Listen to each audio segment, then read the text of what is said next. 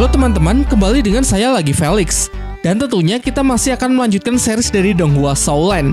Kemunculan Tang Shen bersama teman-temannya di tengah medan peperangan benar-benar menggemparkan semua orang, terutama pihak Kekaisaran Roh Pelindung yang harus menanggung malu karena berhasil Tang Shen kalahkan menggunakan senjata dewa. Tetapi seperti biasa, sebelum saya melanjutkan pembahasannya akan ada disclaimer bahwa konten ini akan mengandung full spoiler. Sehingga bagi kalian yang belum dan ingin menyaksikan Donghuanya secara langsung bisa segera menutup video ini, tonton dulu versi aslinya di aplikasi WeTV, atau bisa klik link yang sudah saya sematkan di kolom deskripsi. Baiklah, tanpa berlama-lama, kalau kalian sudah siap, mari kita mulai. Setelah pertarungan hebat di kota Silu, dua kekaisaran pun memulai rapatnya dan berhasil merumuskan sebuah strategi untuk mengalahkan Kekaisaran Roh Pelindung, yaitu dengan memperpanjang durasi perang sampai pihak Bibidong kehabisan sumber daya. Aliansi pasukan akan dipimpin oleh Kaisar Xingluo, mengingat Kaisar Suebong masih sangat minim dalam pengalaman berperang. Markas mereka akan berpusat di kota Silu dan mulai akan menyebar untuk merebut kembali berbagai kota setelah pasukan siap. Tang Shen bersama Xiao berniat untuk melanjutkan latihannya di Sekte Haotian demi menyelesaikan ujian Dewa Laut tahap ke-8. Sedangkan teman-temannya yang lain akan membantu pasukan aliansi melawan Kekaisaran Roh Pelindung di garis depan. Sementara itu di Istana Kekaisaran Roh Pelindung, Si Yue menjelaskan bahwa kini pihak mereka semakin terdesak karena telah kehilangan 6 kota besar termasuk kota Silu. Maka dari itu, Bibidong segera memerintahkan Hulena untuk memimpin pasukan bala bantuan ke garis depan. Pasukan yang terdiri dari 5 Master Roh di level 80-an dan puluhan prajurit elit sehingga tidak perlu khawatir karena Hulena pasti akan aman.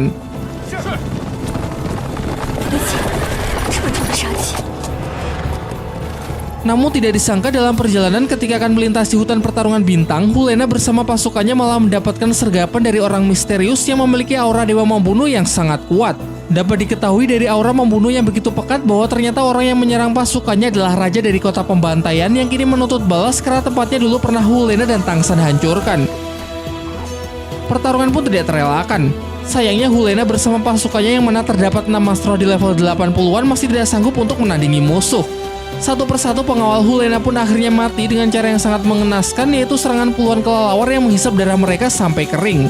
Di sisi lain, ketika sedang melewati hutan pertarungan bintang, Tang Shen dapat merasakan sebuah kejanggalan dan untuk berjaga-jaga, ia segera menyembunyikan Xiao ke tempat yang aman. Ia melihat mayat yang berserakan di mana-mana seperti sebuah bekas pertempuran. Tercium juga aroma darah yang begitu pekat di udara, namun anehnya tidak ada bekas darah sedikit pun di tubuh mereka. Ia juga dapat merasakan kalau kekuatan Palu Haotian dan medan dewa pembunuhnya seakan bereaksi serta ditekan oleh kekuatan yang sama namun jauh lebih kuat. Bahkan aura dewa lautnya pun juga tidak bisa sepenuhnya membersihkan ataupun memutus reaksi yang berlangsung. Dari pengamatannya menggunakan mata iblis ungu, Tang Shen menduga kuat kalau ini pasti perbuatan dari Master Roh yang bahkan lebih hebat dari seorang Feng Hou Douluo. Di tengah keheranannya, tiba-tiba dari arah depan terdengar suara teriakan seorang wanita yang tidak asing sehingga Tang Shen bergegas datang untuk memeriksanya. Dan benar saja, ternyata suara itu berasal dari pertarungan Hulena. Dan beruntung Tang Shen datang tepat waktu sehingga nyawa calon penerus Kaisar Roh Pelindung tersebut bisa terselamatkan. Tang Shen pun langsung dapat menyadari kalau orang di hadapannya adalah sang Raja Kota Pembantaian yang juga telah mengunci kekuatan dewa pembunuh miliknya. Sebelum jatuh pingsan, Hulena sempat meminta Tang Shen agar segera lari, meski ia masih memanggilnya dengan nama Tang Yin. Sang Raja Kota Pembantaian kemudian mengatakan tujuannya datang mencari mereka adalah untuk menuntut balas atas hancurnya Kota Pembantaian dan juga untuk meminta obat penawar kepada Tang Shen karena sesaat sebelum meninggalkan jalur neraka, Tang Shen memang sempat memasukkan salah satu tanaman obatnya yang sangat beracun untuk mencemari seluruh Kota Pembantaian. Namun bukannya merasa bersalah, Tang Shen justru merasa sangat bangga telah melakukan hal tersebut karena menurutnya Kota Pembantaian adalah tempat terkutuk penuh dengan kejahatan yang memang pantas untuk dimusnahkan.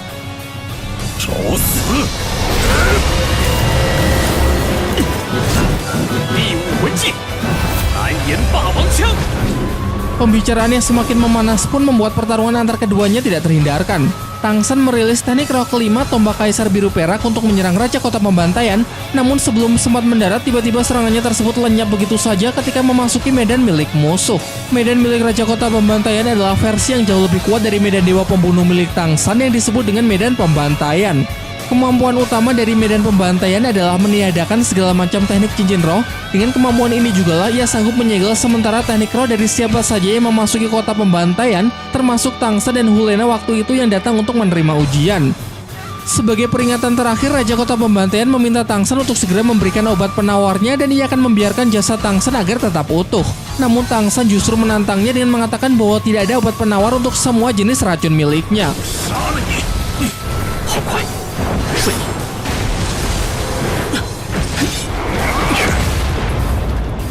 Meskipun semua teknik dari cincin rohnya telah disegel, Tang San masih bisa menggunakan teknik bertarung Sekte Tang langkah bayangan hantu yang dikombinasikan dengan serangan mematikan dari teknik tulang roh kapak Yu Orca. Namun tidak disangka serangan tersebut masih dapat ditahan dengan mudah, membuatnya menjadi orang kedua setelah Boss Saisi yang mampu melakukannya. Dalam situasi ini medan dewa pembunuh tidak bisa digunakan. Teknik cincin roh telah disegel dan teknik tulang roh juga tidak mempan. Namun masih ada kemampuan medan Kaisar Biru Perak, terlebih lagi karena ini adalah lingkungan hutan sehingga medan jenis tumbuhan pasti akan menjadi semakin kuat.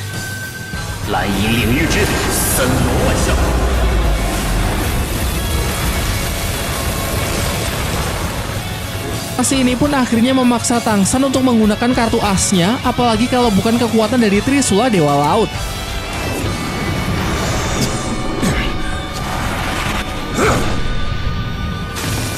Siap kembali beradu pukulan melawan Tang San, Raja Kota Pembantaian mengeluarkan sebuah senjata yang pasti sudah tidak asing lagi, yaitu roh pelindung tipe alat terkuat Palu Hao Tian.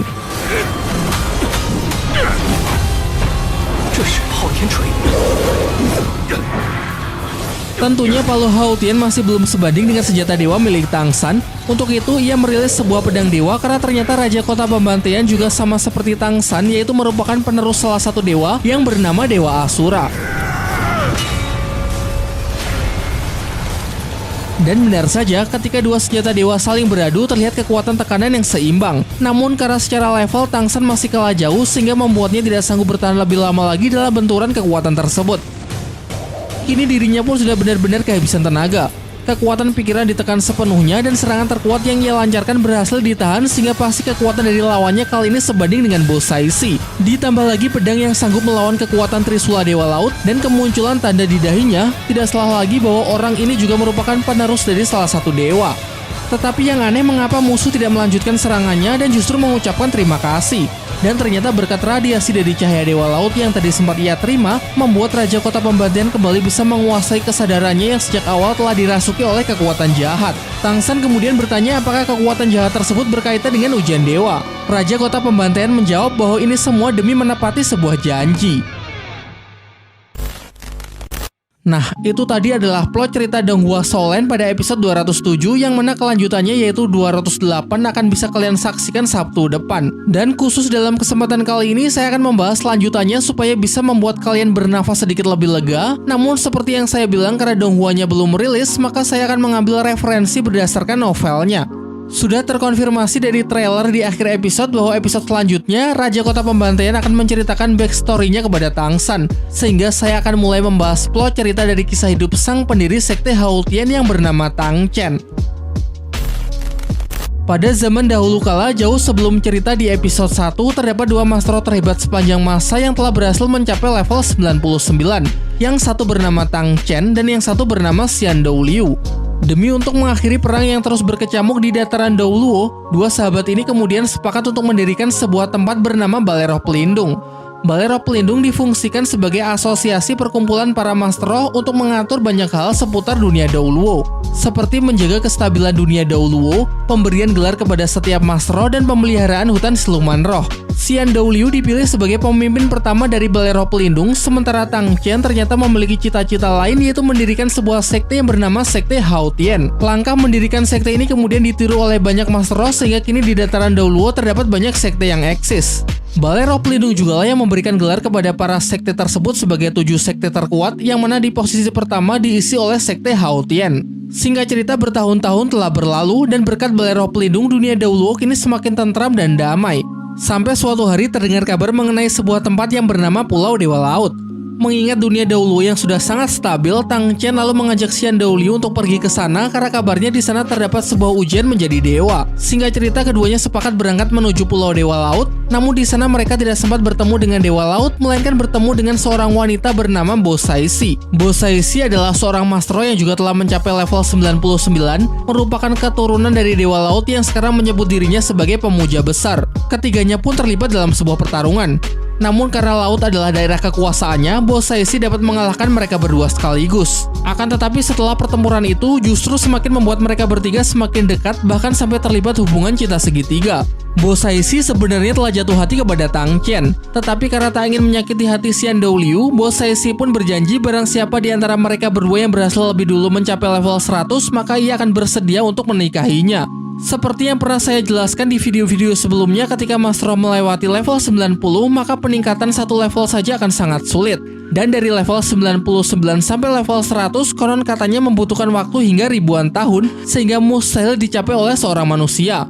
Dengan mengikuti ujian Dewa Laut, maka mereka berpeluang untuk mewarisi kekuatan dari Dewa Laut. Namun sayangnya tak seorang pun dari mereka yang dinyatakan layak, sehingga keduanya memutuskan untuk pulang ke daratan dan berjanji akan kembali ke Pulau Dewa Laut untuk menikahi Bos Saishi setelah salah satu dari mereka berhasil mencapai level 100. Meskipun peluangnya sangat kecil, Bos Saishi tetap setia menunggu dan percaya bahwa Tang Qian pasti akan bisa melakukannya entah bagaimanapun caranya. Sekembalinya dari Pulau Dewa Laut, Xian Douliu berhasil menggali kekuatan tersembunyi dari leluhurnya, yaitu Dewa Malaikat. Namun sayangnya ia juga dinyatakan tidak layak untuk bisa menjadi pewarisnya. Sampai akhirnya ia memutuskan untuk mengubur dalam-dalam mimpinya untuk mencapai level 100 dan memilih untuk menikahi wanita lain. Sementara Tang Qian yang masih belum putus asa mendengar info mengenai suatu tempat yang disebut sebagai kota pembantaian, yang mana di sana terdapat sebuah ujian Dewa Asura yang mungkin bisa Tang Qian ikuti dalam rangka menembus level 100. Kota pembantaian adalah semacam dimensi bawah tanah yang dihuni oleh para kriminal dan kekuatan jahat. Ia kemudian memutuskan untuk pergi ke sana dan menyerahkan kepemimpinan sekte Hautian kepada adiknya yang tidak disebutkan namanya.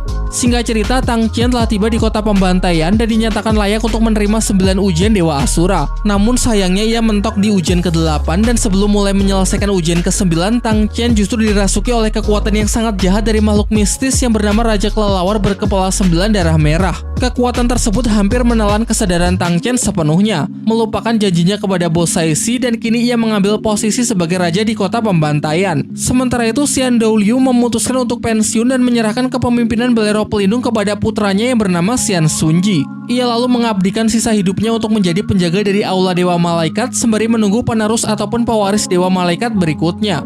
Dan seperti yang kita tahu, Xian Douliu akhirnya menemukan penerus dari sang Dewa Malaikat, yaitu cucunya sendiri yang bernama Xian Renshui. Sedangkan Tang Qian yang kini masih terbelenggu oleh kekuatan jahat yang akhirnya bisa disadarkan oleh cahaya Dewa Laut milik Tang San. Scene terakhir di episode 207, di mana Tang Qian mengatakan kalau ini semua demi menepati sebuah janji. Tentu yang ia maksud adalah janji untuk kembali ke Pulau Dewa Laut dan menikahi Bos Saishi setelah dirinya berhasil menjadi dewa. Baiklah, mungkin segitu saja pembahasan kali ini, dan semoga kita selalu diberi kesehatan dan umur yang panjang untuk bisa mengawal Donghua Soulland sampai tamat ya.